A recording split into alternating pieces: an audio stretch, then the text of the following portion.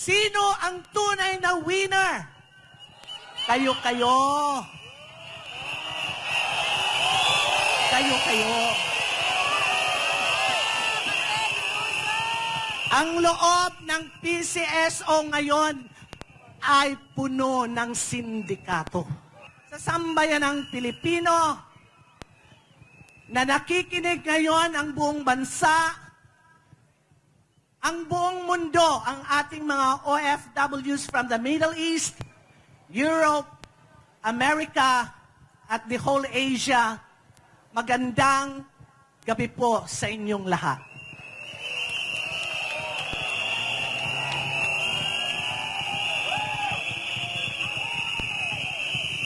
Ako po, si Sandra Cam, the President of the Whistleblowers Association of the Philippines, the former PCSO Director for 7 years during the Duterte administration. Ako po, sa pakikipaglaban ko sa korupsyon, I earned the ire of my co-directors and the Philippine Charity Sweepstakes Office.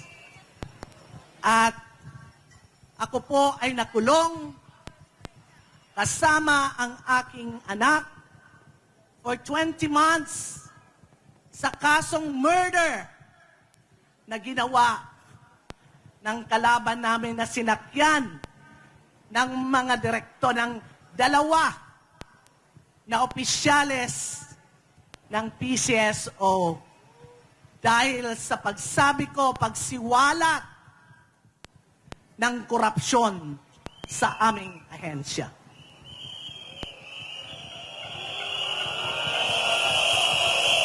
Mga kababayan,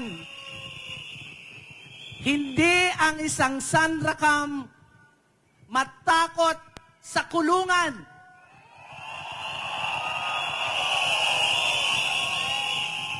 We were being acquitted for that crime because God is with us.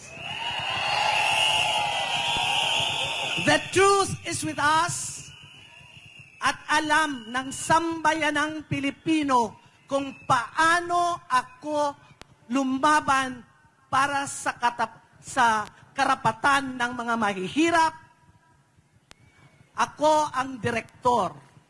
I'm the only director of the Philippine Charity Sweepstakes Office na every month, mayroon kami ng pundo.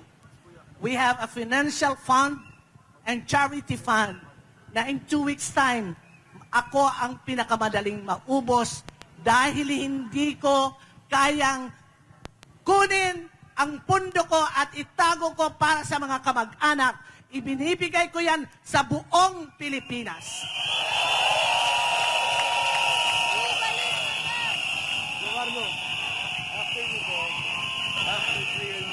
Mga general ang nakalaban ko. Pero hindi ako natakot. Dahil alam ko kung ano ang pinaglalaban ko para sa bayan.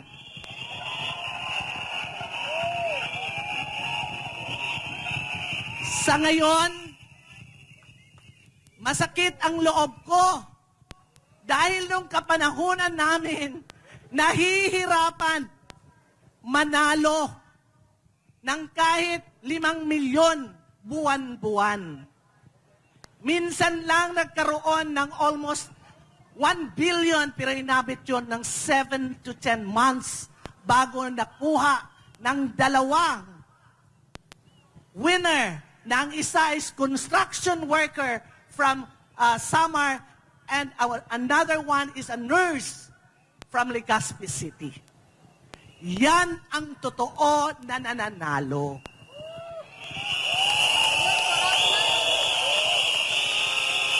Pero por Diyos y por Santo, itong PCSO ngayon, itong General Manager na si Melquiades Robles,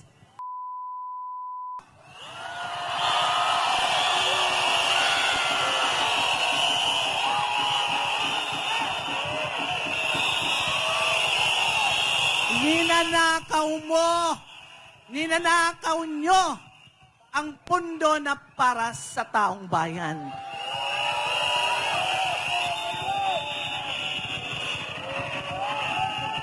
Ngayon lang ako, even in the previous administration, walang nananalo ng 600 million, 140 million, 280 million in a month.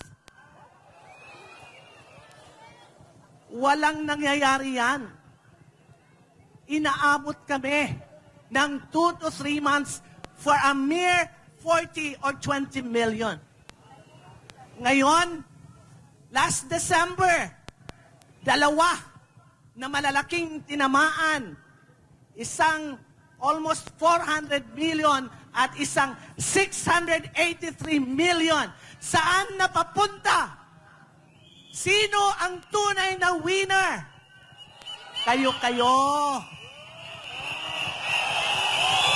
Kayo-kayo. Ang loob ng PCSO ngayon ay puno ng sindikato.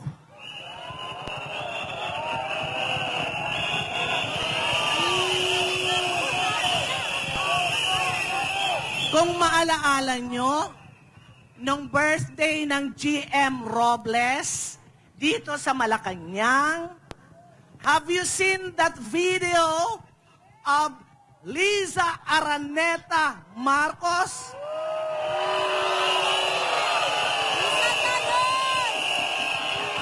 Diba, ang sabi niya, Mel, I love you.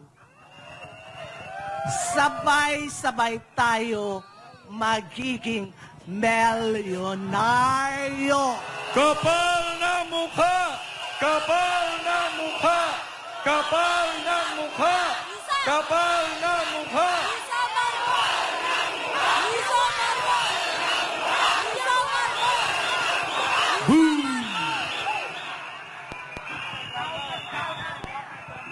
Nung kapanahonan namin,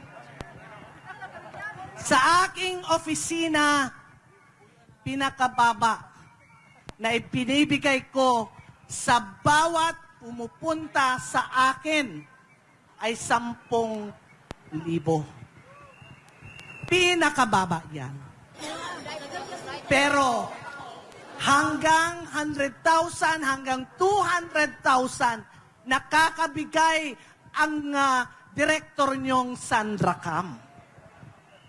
Dahil pag malaki na ang bill, sinasama ko yan sa board meeting at ako mismo ang nagmamakaawa sa kapwa ko mga direktor na magbigay ng 30,000 bawat sa funds nila. Maibigay lang namin sa mga taong naghihirap sa hospital.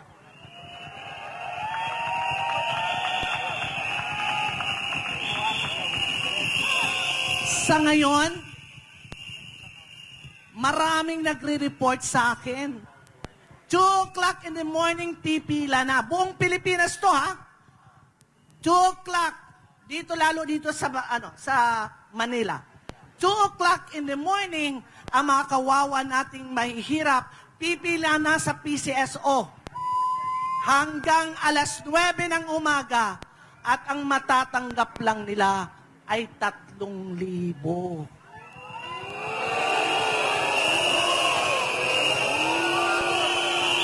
Ang tanong ko sa iyo, Mel Robles, ikaw ang record mo ay talagang kawatan.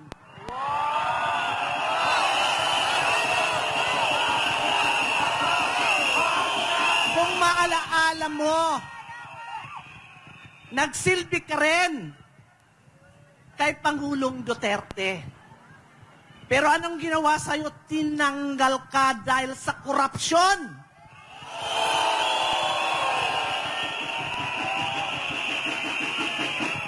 Ngayon, kinuha ka ng gobyernong ito para gumawa ng pera at suluhin nyo, lunukin nyo ng todo-todo ang pera ng mga mahihirap.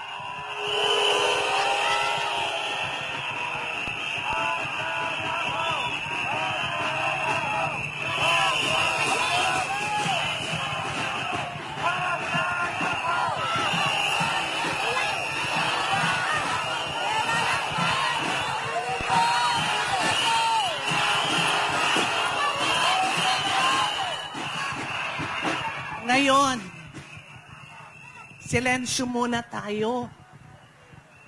Ako ay nananawagan sa sambayanang Pilipino na itigil nyo nang habang nandito itong gobyernong ito at ang general manager ay ang magnanakaw na Robles. Huwag kayong tataya sa loto! Mga magnanakaw, itakwil! Mga magnanakaw, itakwil! Mga magnanakaw, itakwil! Mga magnanakaw, itakwil! Noong kapanahunan namin, during the Duterte administration, tuwing may sakuna, Mark, tuwing may sakuna, maglindol, bagyo, o may baha, ang PCSO ay nangunguna sa pagbibigay ng ayuda. Nung mag-ground zero ang Pampanga, dumating kagad ang ating mahal na Pangulo doon at ang hinanap ang PCSO. Kaya takbo kami kagad punta doon. Nakita namin hanggang sa mga etas, namigay kami. Iba ang ayuda, iba ang financial assistance. Nang magkaroon ng ang Katanduanes, ganun din ang ginawa namin.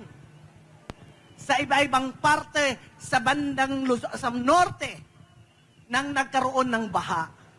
Sa Mindanao, sa Visayas, kaagad makikita nyo ang mukha ng PCSO. Pero ngayon, nagkaroon ng baha sa Davao. Maraming sakuna. May nakita ba kayong mukha ng PCSO? Wala!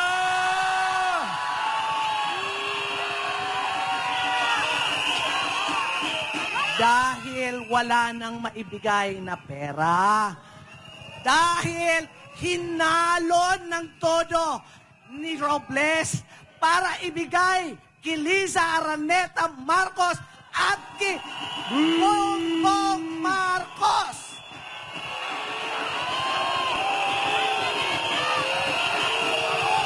Mga abusado, itakwil! Mga abusado, itakwil! Mga abusado, itakwil! Mga abusado, itakwil!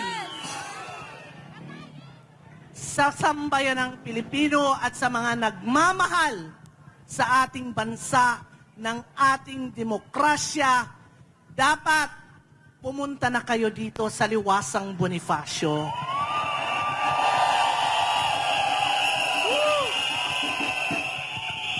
Dahil darating at dadating, lalabas ang video ng isang taong mataas ng polvoron. Ay!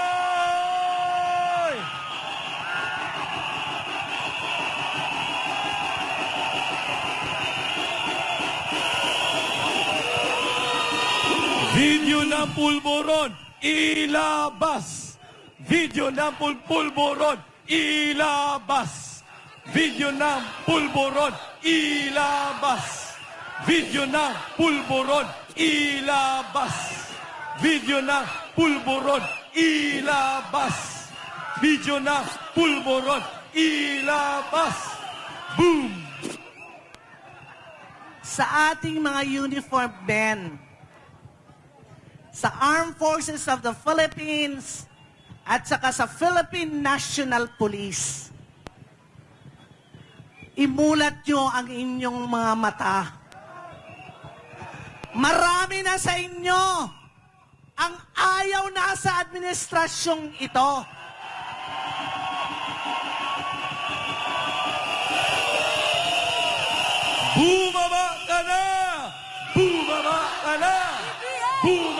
ka na!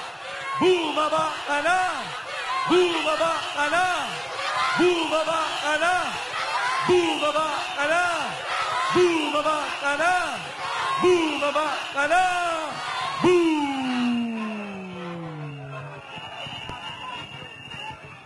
So, uulitin ko bago ako pumunta sa ibang topic. Uulitin ko ulit ang pakikiusap ko sa lahat ng Pilipino na wag nang tataya sa loto. PCSO Manloloko! PCSO Manloloko! PCSO Manloloko! PCSO Manloloko! Boom! Ikaw, Mel Robles, your days are numbered.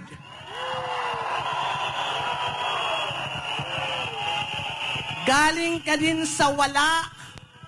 Alam namin ang pagkatao mo. Or dahil sa corrupt official ka talaga. Ever since, kaya ka tinanggal ni Presidente Duterte, kinuha ka ng gobyernong ito. Dahil ang gobyernong ito, ang inilalagay o niluluklok sa kaniyang mga ahensya ay lahat magnanakaw.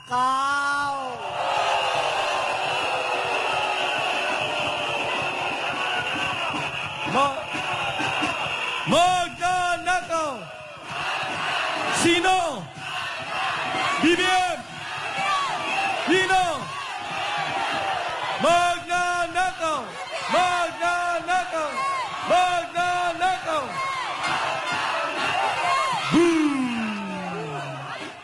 Punta naman tayo. Sinasabayan nung kami nasa Davao Prayer Rally, may sabay si Tambaloslos. Kilala niyo ba kung sino si Tambaloslos?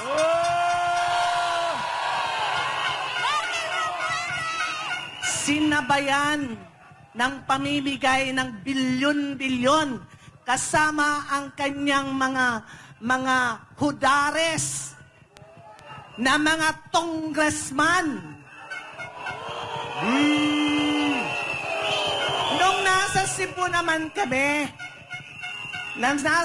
naman kami, prayer rally, sinabayan naman kami na pumunta sa Siargao at with 52 congressman at pinagmamalaki na may 1.2 billion silang dala-dala doon. Saan nanggaling yung pera niyong ipinamimigay? At ginagamit yung front ang DSWD, Mr. Speaker?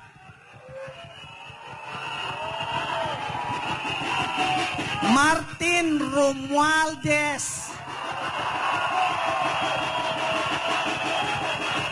Tambalos-los kapal ang mukha. Tambalos-los kapal ang mukha. Tambalos-los kapal ang mukha. Tambalos-los kapal ang mukha. Boom! Ang perang binibigay ni Martin Romualdez ay galing sa atin. Galing sa taong bayan. Pero pag magsalita, I'm bringing with me 1.2 billion in Siargao. Mahiya ka sa mukha mo. Hindi mo pera yan. Hindi mo pera yan! Hindi mo pera yan! Hindi mo pera yan! Hindi mo pera yan! Hindi mo pera yan! Hindi mo pera yan! Hindi mo pera yan! Boom! Last week, may pinuntahan akong isang town ng province of Cebu. 10 years ago, that town is third class. Sleepy town po ito na pinakadulo na ng probinsya ng Cebu. Nang dumating ako doon, na pangangako. Dahil ang ganda-ganda na ng lugar, the infrastructure is so nice with all the buildings at naging turismo na. Naging tourist destination na ng Cebu Province. It's a small, sleepy town na nag-transform into like 5th municipality now na sinasabi ng mayor, baka maging city na sila. Itong taong ito, itong mayor na ito, ay galing sa hirap.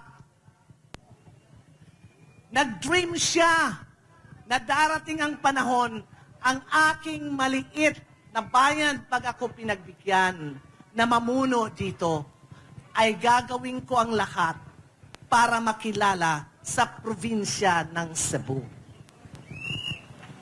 Ngayon, I'm bringing this out because I want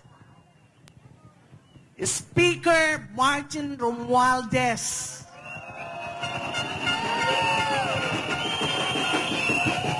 namimigay ka, sabi mo, bilyon-bilyon ang binibitbit mo. Bakit hindi mo puntahan ang sarili mong bayan ng Tacloban?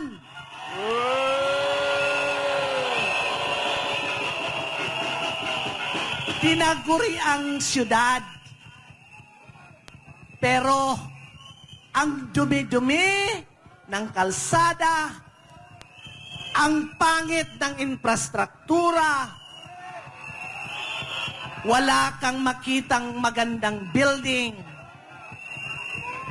At ang rason nyo dahil sa Yolanda. May mga nakausap ako doon. Nagpatayo kayo ng Yolanda housing, pero walang nakatira. Bakit? Walang ilaw, walang tubig, walang kalsada.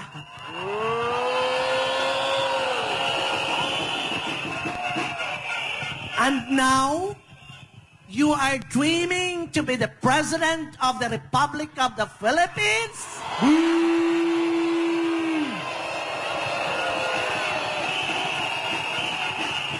You are dreaming to be a Prime Minister of the Philippines?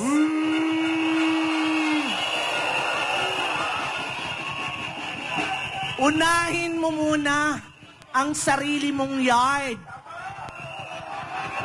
Wala ka pang ipinakikitang maganda na hayop ka.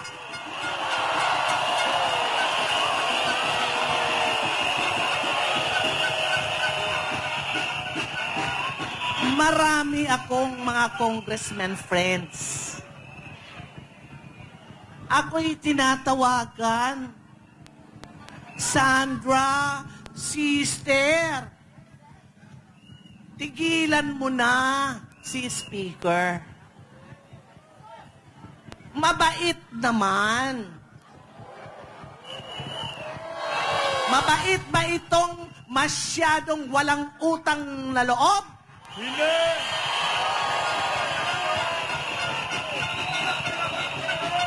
Mabait ba itong namimili ng tigilang milyon bawat kongresista para sumunod sa kanya?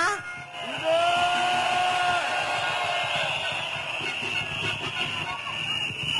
Noong December, namigay ka ng 20 million plus 2 million cash sa bawat kongresista para lang magustuhan ka na ilaban nyo itong Politicians Initiative. Mga bayaran! Mga bayaran! Mga bayaran! Mga bayaran! Mga bayaran! Mga bayaran! Mga bayaran! So, mga kababayan, magra-wrap up na tayo kasi may curfew tayo ng 10 o'clock. Ako lang talaga ay pumunta dito kahit pagod na pagod ako. Kalilibig lang ng kapatid ko kahapon. But I want to share with you my thoughts and my heart. I love the Philippines. Do you love the Philippines? Yes!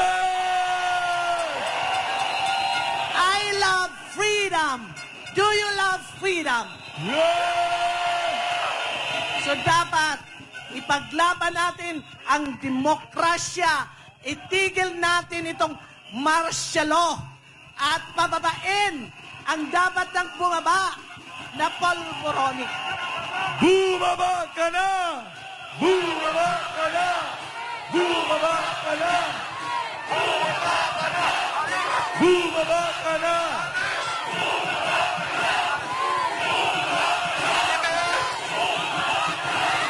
Boom! Again, bago ako bababa ako sa entablado. Pero pababain natin ang nasa Malacanang. Yeah! Tama?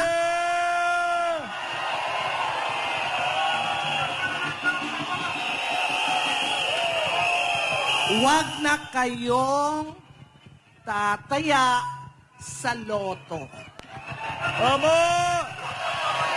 Dahil ang binubuhay nyo ay ang malalaking tiyan dyan sa Malacanang at itong si Robles. Salamat at magandang gabi po sa inyong lahat.